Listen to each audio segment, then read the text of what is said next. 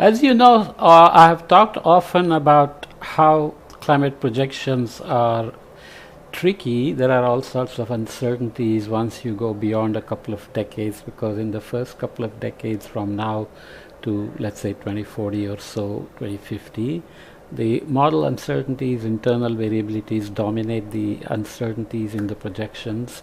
But once you go beyond that, it's the scenarios that dominate. So what is the point of making projections out to 2100? Who actually uses them? That's a separate question, but I talk about it a lot because it bothers me a little bit. So I instead say societally relevant timescales, as they are called, decadal, multi-decadal predictions, not projections, can be very useful. So this is a nice paper in that direction, which says multi-decadal climate services help farmers assess and manage future risks. Any forecasts are going to have uncertainties, and nobody knows more about uncertainties and risks than farmers. They deal with it every year, every season. They make choices under uncertainty and take risks all the time. So how can we help them? Climate services can support on-farm decisions, yet this potential is currently not fully realized. We do some work at multiple days time scale with advisories for irrigation, for example. Easy enough to convert weather forecasts at short, medium and extended ranges into early warnings or advisories. Here, using a participatory qualitative risk analysis framework, we introduced 24 Australian farmers to My Climate View, an Australian online multi-decadal climate service, and I asked them to identify, assess and discuss management of long-term risks in light of its projections.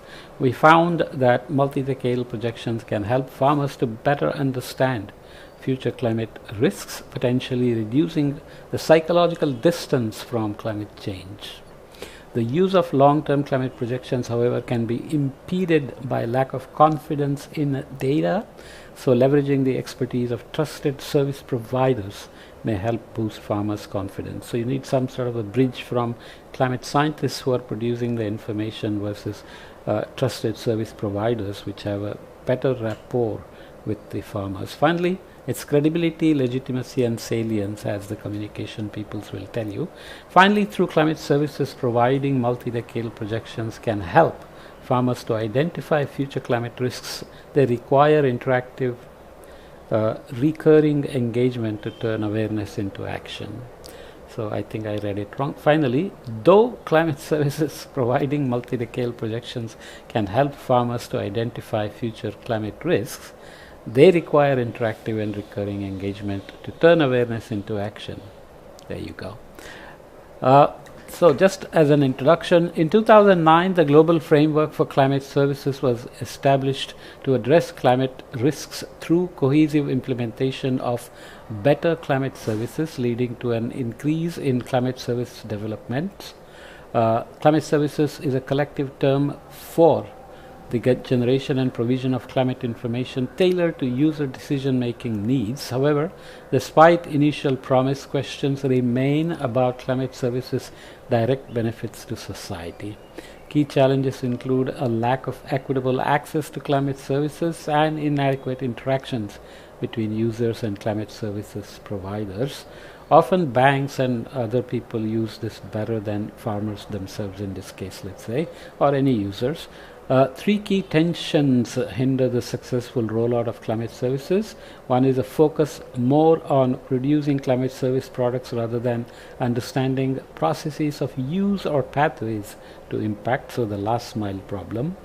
Secondly, the development of climate services based on assumed demand rather than directly responding to user preferences, so stakeholder engagement. And three, economic evaluation of climate services rather than real-world outcomes. So cost-benefit analysis is okay, but what's actually happening in the real world? In this article, we empirically explore these challenges from the perspectives of potential users of climate services. So lots of farmers are involved in this study, so I will just read off, as usual, briefly the main results. Risk categories and their descriptions: known risk, uncertain risk, ambiguous risk and unknown risk. So known risk, of course, where the risk is familiar and hazards and consequences are understood, likelihood of the risk is known. Uncertain, of course, risk is familiar, exact hazards are identified, but consequences are vague and the likelihood of the risk occurring is highly uncertain. Ambiguous risk is where multiple hazards in combination have been identified. The likelihood of the risk occurring is highly uncertain. Consequences of the risks are vague. Scales of hazards are unknown, and so on. And unknown risk, of course, is risk that cannot be identified.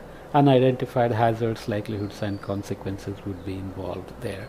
So the participatory risk analysis framework used in this study looks at risk identification, show short-term risks, weather and seasonal, and long-term risks, so pre-my CV, so my climate view, introduction to my CV and post my CV, and risk assessment, impacts of long-term risks after the tool on businesses, that is hazards, severity and consequences on farm business, and risk management, which includes measures to address the impacts of long-term risks following the tool, that is interventions to address the adverse impacts of future climate risks. So they have a tool, they can use it to do these participatory risk analysis framework. Okay, so just to read off a few things, barriers exist actually to using multi-decadal projections in forming on-farm decisions, including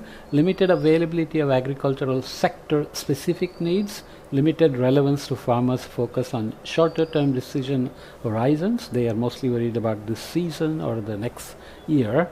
And thirdly, psychological distance of connecting large-scale global changes with individual experience of the present at the farm scale.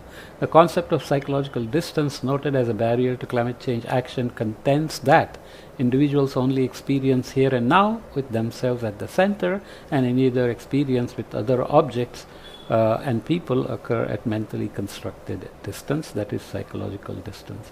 To address this, we developed a participatory quantitative risk analysis framework that we just saw, inspired by the concept of action research, a method that allows the examination of an issue as well as identification of solutions in a participatory way. Okay, so risk identification then becomes important. Participants detailed risks associated with weather and climate hazards across short-term and long-term timescales, which were categorized into 4 groups based on the order of complexity associated with their consequences, likelihood, and scale. Our analysis risk draws from this paper in reference 26. So participants have a perceived risk which you have to take and not dismiss, and then codify it into information that can feed into that perception. So the risks identified by the participants across 2 timescales have a varying level of complexities. 2 types of risks, known and uncertain, were identified in the short term. Most participants knew existing hazards and the resulting consequences to their farm and so on. Okay, so if you get too much water in the winter, for example, i.e. the field can get waterlogged. If it dries up in spring, i.e. the crop won't flower that much. If it's raining too much in December, like it tends to do these days, that can affect getting the crop harvested. So they experience on the land what is happening. They can tell you better than yourself in academic setting what the risks they are facing are, right? So short term, pre my CV and post my CV. So let's just remind you that this is the thing we discussed. Where did we go? So my climate view, my CV, that's the tool that they are getting. That's what we are referring to often as my CV here. So unknown risks, ambiguous risks, uncertain risks, and known risks. Short term, pre my CV and post my CV. So you have kind of a control group on the amount of information they have to reassess, let's say, their risks. So increasing complexities in this direction from known risks to unknown risks, and you have clusters here, so decreased complexity in this direction. What does it say? Distribution of risks across 2 time scales. The unshaded areas shows short-term risk here, and the shaded area shows long-term risks pre and post MyCV. Okay, so for the short-term risks were categorized mainly into known and uncertain. In the long-term risks, pre-CV were mostly identified as either ambiguous or unknown, followed by known, and only a few identified uncertain risks. Thus, participants perceived long-term climate risks as more complex than current risks. The range of risks post MyCV was narrower than pre-MyCV, and were categorized only into two types of risks, known and uncertain. That indicated that the climate information provided by MyCV helped participants to reduce their perceived complexities of future risks. When they have more information, they better diagnose future risks. Okay, so that's important. The risk assessment is important. So risk assessment phase only involved assessing the impacts of long-term risks post MyCV, both known and uncertain combined. 5 themes were identified on the basis of participants' assessment of risks, which depicted the strategic assessment of impacts rather than the short-term business operation. So you want to plan strategically for the longer horizon for known and uncertain risks together. So here are the dimensions: existing capacity, location suitability, water requirements, confidence in data, and impacts on commodities. So these are the risk assessment sub-themes showing how participants anticipated future risks might affect their businesses post MyCV. The colored circles represent risk assessment sub-themes. The size indicates the frequency of these sub-themes being discussed by participants. So larger the circle, more the uncertainty. So location suitability and existing capacity were discussed less than water requirement, confidence, and data. They all seem about the same size, right? So the links show the gray circles represent individual participants and participating in multiple circles, multiple themes, let's say. The grays, the links show the individual participants identifying a sub-theme or multiple sub-themes. MyCV prompted participants to think about their business in the future and their commodities under future scenarios. We also examined whether these risk assessment themes would vary across businesses, climatic zones, and commodities, which is given in the supplementary material. Okay, so farmers have had comments. The first, trust in the services provider was identified as critical, as one farmer clarified. I would not have a problem with trusting that information. I trust the Bureau of Meteorology. Second, participants' confidence seemed to be high if the projections match their perceptions, explained by one farmer. I have to say 100% yes, because my instincts were telling me what we have seen on the data. So they have a preconceived analysis, let's say, based on data, and if the information you are providing from MyCV agrees, they say that makes sense. Otherwise they might say, I don't know. So these are important. And as an example, water requirements for their business, sources of irrigation, water allocations, filling existing dams, and ways to irrigate crops were frequently discussed. One farmer questioned, if it is going to be dry, then where do we source our water from? Another farmer further said, because of the increasing heat, I now have to have 2 forms of irrigation. Some expressed their confidence in their existing irrigation sources. As one said, we have got more water than we need at the moment, so hopefully that less rainfall won't be so much of an issue. So if rainfall was projected to be reduced, they said, well, we are not worried because we have more than the water we need right now, so we'll manage.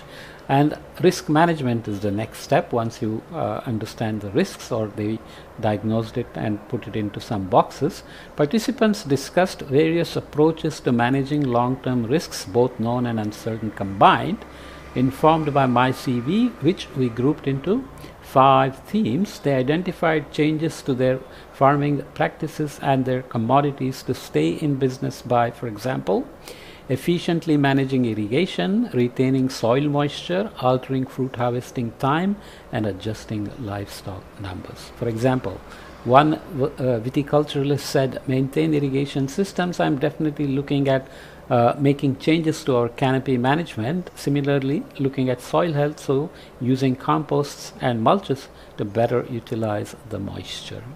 So they are participating, they are using MyCV effectively to change their perception of risk, their classification of risk, and their ability to foresee what changes they will make or they need to make.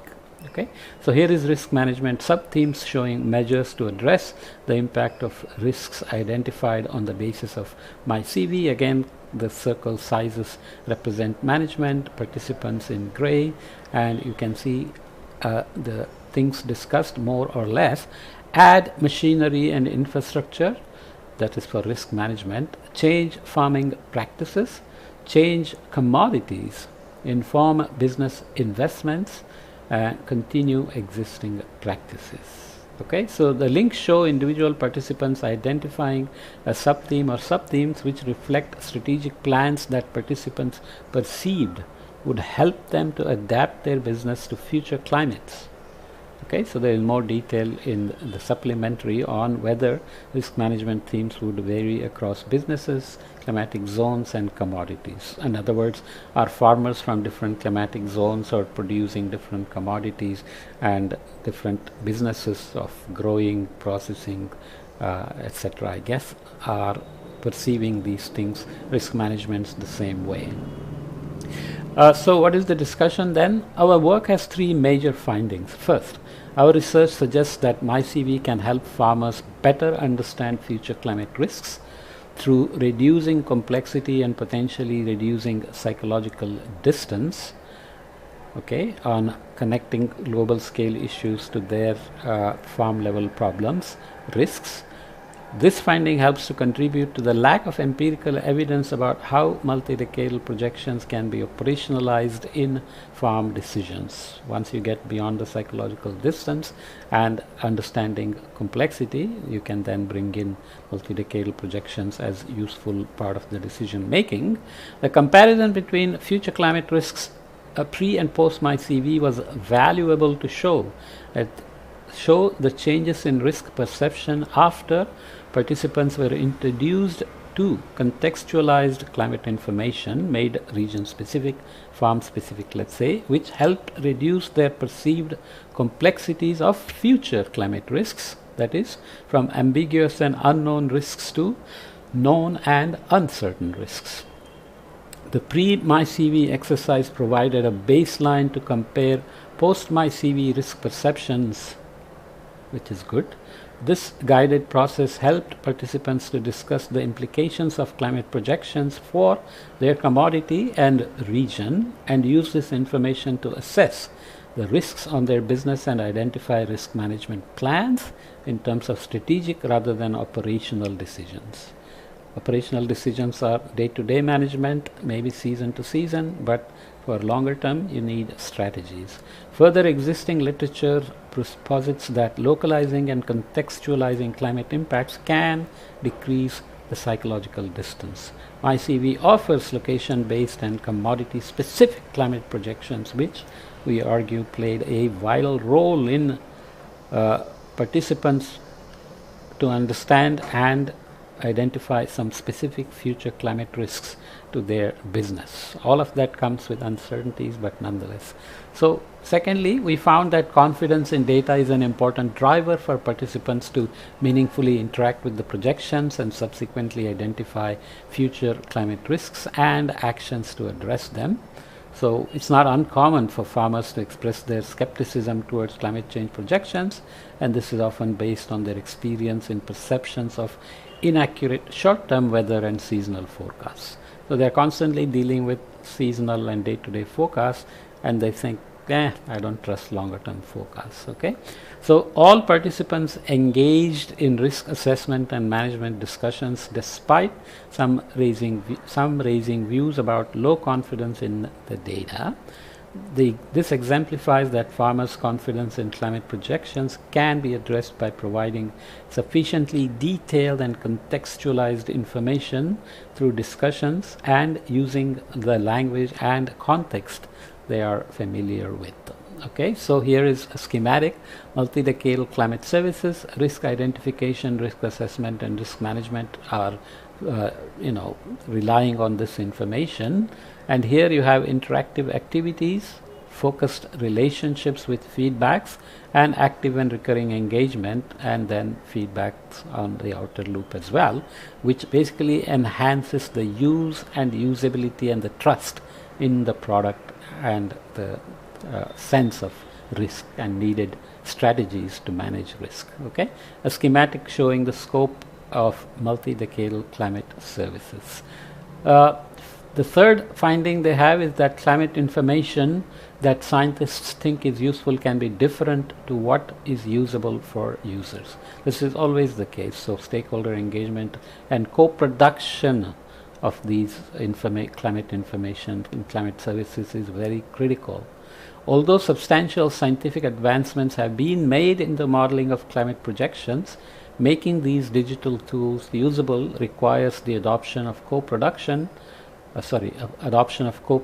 principles in the design of climate services. As digital tools, they provide climate information which could help farmers to identify future climate risks, but turning awareness into action requires guidance and understanding of farmers' specific contexts, which needs deeper and often sustained engagement. Sustained engagement with feedbacks where they trust you to listen to them is very critical. This aligns with policy documents and studies that call for building collaborative efforts with farmers to improve their practices. Moreover, the paper reference 42 documented that such interactions play a profound role in the utility of long-term projections, particularly to assess and manage future risks, which we argue requires interactive and recurring engagement between trusted advisors and farmers, as we saw here. Previous studies frequently show how it is the combination of relevant information, such as that provided by tailored decision support, with the ability to discuss, explore, test, and experiment with different interpretations and management options, that empowers the farmers to act. Ultimately, whatever you produce, unless farmers trust it and use it, is not going to be really useful way to spend resources and time. Okay, you will publish papers, but unless it's used, it's just a paper. Okay, so let's leave this here.